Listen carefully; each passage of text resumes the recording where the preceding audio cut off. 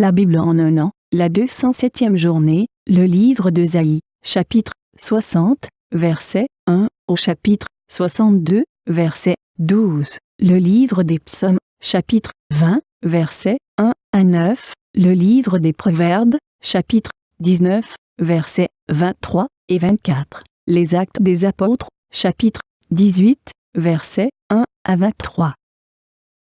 Ésaïe, chapitre 60. Lève-toi, sois éclairé, car ta lumière arrive, et la gloire de l'Éternel se lève sur toi. Voici, les ténèbres couvrent la terre, et l'obscurité les peuples. Mais sur toi l'Éternel se lève, sur toi sa gloire apparaît. Des nations marchent à ta lumière, et des rois à la clarté de tes rayons. Porte tes yeux alentour, et regarde. Tous ils s'assemblent, ils viennent vers toi. Tes fils arrivent de loin, et tes filles sont portées sur les bras. Tu tressailleras alors et tu te réjouiras, et ton cœur bondira et se dilatera, quand les richesses de la mer se tourneront vers toi, quand les trésors des nations viendront à toi. Tu seras couverte d'une foule de chameaux, de dromadaires, de Madian et d'Épha. Ils viendront tous de Séba. Ils porteront de l'or et de l'encens, et publieront les louanges de l'Éternel. Les troupeaux de Kédar se réuniront tous chez toi. Les béliers de Nébajoth seront à ton service. Ils monteront sur mon autel et me seront agréables, et je glorifierai la maison de ma gloire. Qui sont ceux-là qui volent comme des nuées, comme des colombes vers leur colombier? Car les îles espèrent en moi, et les navires de Tarsis sont en tête, pour ramener de loin tes enfants, avec leur argent et leur or, à cause du nom de l'Éternel, ton Dieu, du Saint d'Israël qui te glorifie. Les fils de l'étranger rebâtiront tes murs, et leurs rois seront tes serviteurs. Car je t'ai frappé dans ma colère, mais dans ma miséricorde j'ai pitié de toi. Tes portes seront toujours ouvertes, elles ne seront fermées ni jour ni nuit, afin de laisser entrer chez toi les trésors des nations, et leurs rois avec leur suite. Car la nation et le royaume qui ne te serviront pas périront, ces nations-là seront exterminées. La gloire du Liban viendra chez toi, le cyprès, l'orme et le buis, tous ensemble, pour orner le lieu de mon sanctuaire, et je glorifierai la place où reposent mes pieds. Les fils de tes oppresseurs viendront s'humilier devant toi, et tous ceux qui te méprisaient se prosterneront à tes pieds. Ils t'appelleront ville de l'Éternel, Sion du Saint d'Israël. Au lieu que tu étais délaissé et haï, et que personne ne te parcourait, je ferai de toi un ornement pour toujours, un sujet de joie de génération en génération. Tu suceras le lait des nations, tu suceras la mamelle des rois. Et tu sauras que je suis l'Éternel, ton Sauveur, ton Rédempteur, le puissant de Jacob. Au lieu de l'airain, je ferai venir de l'or. Au lieu du fer, je ferai venir de l'argent. Au lieu du bois, de l'airain, et au lieu des pierres, du fer. Je ferai régner sur toi la paix, et dominer la justice. On n'entendra plus parler de violence dans ton pays, ni de ravages et de ruines dans ton territoire. Tu donneras à tes murs le nom de salut, et à tes portes celui de gloire. Ce ne sera plus le soleil qui te servira de lumière pendant le jour, ni la lune qui t'éclairera de sa lueur. Mais l'Éternel sera ta lumière à toujours, ton Dieu sera ta gloire. Ton soleil ne se couchera plus, et ta lune ne s'obscurcira plus. Car l'Éternel sera ta lumière à toujours, et les jours de ton deuil seront passés. Il n'y aura plus que des justes parmi ton peuple, ils posséderont à toujours le pays. C'est le rejeton que j'ai planté, l'œuvre de mes mains, pour servir à ma gloire. Le plus petit deviendra un millier, et le moindre une nation puissante. Moi, l'Éternel, je hâterai ces choses en leur temps. Ésaïe, chapitre 61. L'Esprit du Seigneur, l'Éternel, est sur moi, car l'Éternel m'a oint pour porter de bonnes nouvelles aux malheureux.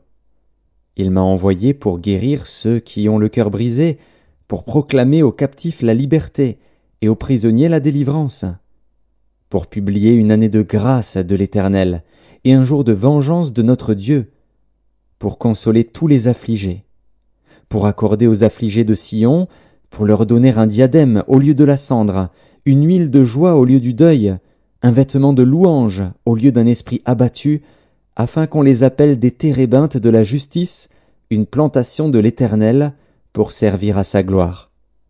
Ils rebâtiront sur d'anciennes ruines, ils relèveront d'antiques décombres, ils renouvelleront des villes ravagées, dévastées depuis longtemps. Des étrangers seront là et feront paître vos troupeaux, des fils de l'étranger seront vos laboureurs et vos vignerons. Mais vous, on vous appellera sacrificateurs de l'Éternel, on vous nommera serviteurs de notre Dieu. Vous mangerez les richesses des nations, et vous vous glorifierez de leur gloire. Au lieu de votre opprobre, vous aurez une portion double. Au lieu de l'ignominie, ils seront joyeux de leur part. Ils posséderont ainsi le double dans leur pays, et leur joie sera éternelle. Car moi, l'Éternel, j'aime la justice. Je hais la rapine avec l'iniquité. Je leur donnerai fidèlement leur récompense, et je traiterai avec eux une alliance éternelle. Leur race sera connue parmi les nations, et leur postérité parmi les peuples. Tous ceux qui les verront reconnaîtront qu'ils sont une race bénie de l'Éternel. Je me réjouirai en l'Éternel, mon âme sera ravie d'allégresse en mon Dieu. Car il m'a revêtu des vêtements du salut, il m'a couvert du manteau de la délivrance, comme le fiancé s'orne d'un diadème, comme la fiancée se pare de ses joyaux. Car, comme la terre fait éclore son germe, et comme un jardin fait pousser ses semences, ainsi le Seigneur, l'Éternel, fera germer le salut et la louange en présence de toutes les nations. Ésaïe, chapitre 62. Pour l'amour de Sion, je ne me tairai point, pour l'amour de Jérusalem, je ne prendrai point de repos, jusqu'à ce que son salut paraisse, comme l'aurore, et sa délivrance, comme un flambeau qui s'allume. Alors les nations verront ton salut, et tous les rois ta gloire. Et l'on t'appellera d'un nom nouveau, que la bouche de l'Éternel déterminera.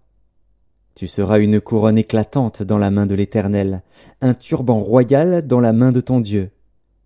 On ne te nommera plus délaissé, on ne nommera plus la terre désolation, mais on t'appellera mon plaisir en elle, et l'on appellera ta terre épouse. Car l'Éternel met son plaisir en toi, et ta terre aura un époux. Comme un jeune homme s'unit à une vierge, ainsi tes fils s'uniront à toi. Et comme la fiancée fait la joie de son fiancé, ainsi tu feras la joie de ton Dieu. Sur tes murs, Jérusalem, j'ai placé des gardes. Ils ne se tairont ni jour ni nuit. Vous qui la rappelez au souvenir de l'Éternel, point de repos pour vous. Et ne lui laissez aucun relâche, jusqu'à ce qu'il rétablisse Jérusalem et la rende glorieuse sur la terre. L'Éternel l'a juré par sa droite et par son bras puissant. Je ne donnerai plus ton blé pour nourriture à tes ennemis, et les fils de l'étranger ne boiront plus ton vin, produit de tes labeurs. Mais ceux qui auront amassé le blé le mangeront et loueront l'Éternel. Et ceux qui auront récolté le vin le boiront, dans les parvis de mon sanctuaire. Franchissez, franchissez les portes. Préparez un chemin pour le peuple. Frayez, frayez la route, ôtez les pierres. Élevez une bannière vers les peuples. Voici ce que l'Éternel proclame aux extrémités de la terre. Dites à la fille de Sion, voici, ton Sauveur arrive. Voici, le salaire est avec lui, et les rétributions le précèdent. On les appellera peuple saint, racheté de l'Éternel. Et toi, on t'appellera recherché, ville non délaissée. Psaume 20. Au chef des chantres, psaume de David. Que l'Éternel t'exauce au jour de la détresse, que le nom du Dieu de Jacob te protège, que du sanctuaire il t'envoie du secours, que de Sion il te soutienne, qu'il se souvienne de toutes tes offrandes et qu'il agrée tes holocaustes, qu'il te donne ce que ton cœur désire et qu'il accomplisse tous tes desseins. Nous nous réjouirons de ton salut, nous lèverons l'étendard au nom de notre Dieu. L'Éternel exaucera tous tes vœux. Je sais déjà que l'Éternel sauve son oint, il l'exaucera des cieux de sa sainte demeure, par le secours puissant de sa droite. Ceux-ci s'appuient sur leurs chars, ceux-là sur leurs chevaux. Nous invoquons le nom de l'Éternel notre Dieu. Eux, ils plient et ils tombent. Nous tenons ferme et nous restons debout. Éternel, sauve le roi, qu'il nous exauce quand nous l'invoquons. Livre des Proverbes, chapitre 19. La crainte de l'Éternel mène à la vie, et l'on passe la nuit rassasié sans être visité par le malheur. Le paresseux plonge sa main dans le plat et il ne la ramène pas à sa bouche.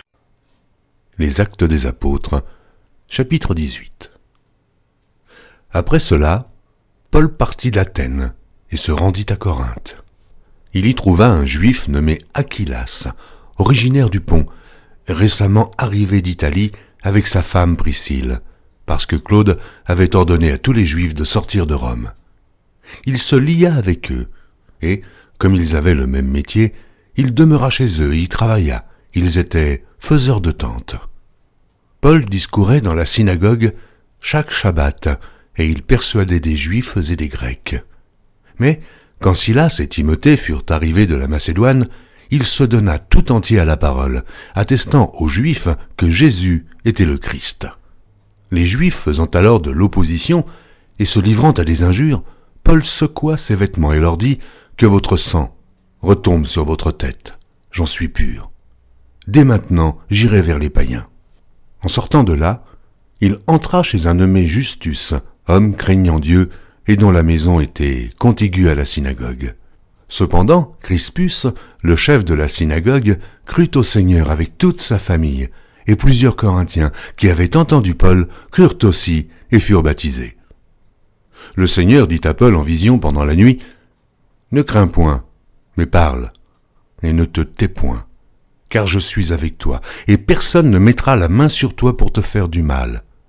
Parle, car j'ai un peuple nombreux dans cette ville. » Il y demeura 1 an et 6 mois, enseignant parmi les Corinthiens la parole de Dieu. Du temps que Galion était proconsul de l'Achaïe, les Juifs se soulevèrent unanimement contre Paul et le menèrent devant le tribunal en disant « Cet homme excite les gens à servir Dieu d'une manière contraire à la loi. » Paul allait ouvrir la bouche lorsque Galion dit aux Juifs « S'il s'agissait de quelque injustice ou de quelque méchante action, je vous écouterais comme de raison aux Juifs. Mais il s'agit de discussions sur une parole, sur des noms et sur votre loi. Cela vous regarde. Je ne veux pas être juge de ces choses. » Et il les renvoya du tribunal. Alors tous, saisissant de Sosthène, le chef de la synagogue, le battirent devant le tribunal, sans que Galion s'en mît en peine. Paul resta encore assez longtemps à Corinthe. Ensuite, il prit congé des frères et s'embarqua pour la Syrie avec Priscille et Aquilas, après s'être fait raser la tête à Sanchéré, car il avait fait un vœu. Ils arrivèrent à Éphèse et Paul y laissa ses compagnons. Étant entré dans la synagogue, il s'entretint avec les Juifs, qui le prièrent de prolonger son séjour. Mais il n'y consentit point et prit congé d'eux en disant « Il faut absolument que je célèbre la fête prochaine à Jérusalem. Je reviendrai vers vous, si Dieu le veut. » Et il partit d'Éphèse. Étant débarqué à Césarée, il monta à Jérusalem et, après avoir salué l'Église, il descendit à Antioche. Lorsqu'il eut passé quelque temps à Antioche, Paul se mit en route et parcourut successivement la Galatie et la Phrygie, fortifiant tous les disciples